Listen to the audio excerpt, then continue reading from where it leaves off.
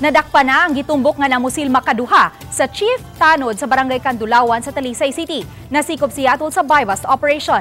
Ang detalye sa report ni Femari Dumabo.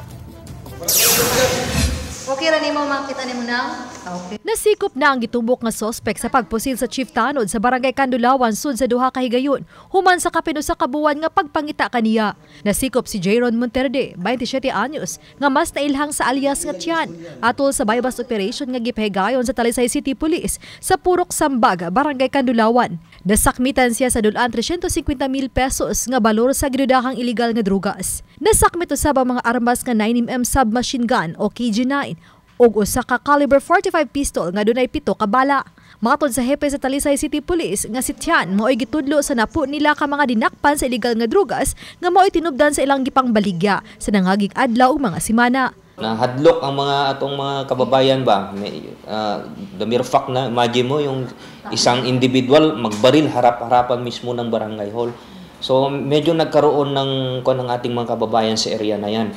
So ngayon medyo alam ko nag-usap kami ni Kapitan, masaya sila ngayon na kahit papaano ay na panatag yung loob nila. Nasikop usaban 32 anyos nga gingong kauban ni Chan sa pagpayuhot sa ginadili nga drugas nga tagalungsod sa Minglanilla. Saysay ni Chan nga ang iyang kasuko ngadto sa Chief Tanod subay sa paghagit-hagit kaniya samtang gihaya pang iyang igsuon nga mo'y nakaagat kaniya nga gusto niyang patyon ang hepe sa Tanod. Ikaduha,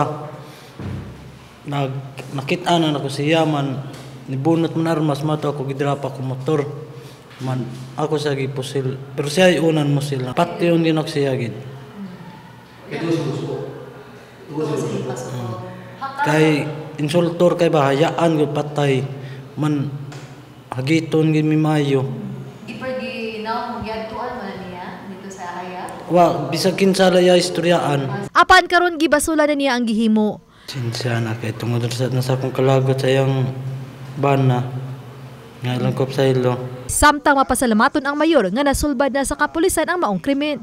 Ang kapulisan man gyud nato kun nay mga report sa Talisay, ilam gyud nang gi-follow up ang uban nga dakpan na gayud. Not only this but also sa mga tulis the other weeks. So ang ako ra man gyud magpasalamat ko sa Talisay City Police that they're really doing their jobs because whatever happens, ilag yung gi-follow up then madakpan gayud. Kahinumduman nga niadtong Agosto 10, gipusil ni Monterde si Fidel Torion Jr., 42 anyos, ang Chief Tanod sa Barangay Kandulawan nga naigo siyang dughan. Samtang niadtong Setyembre 12 sa gabi, gipusil usab ni Monterde si Torion nga naigo siyang ulo. Sa pagkakaron padayong nagpaalim ang Chief Tanod. Uban ni Godfrey Lien, Femari Dumabok. Balitang Bisdak.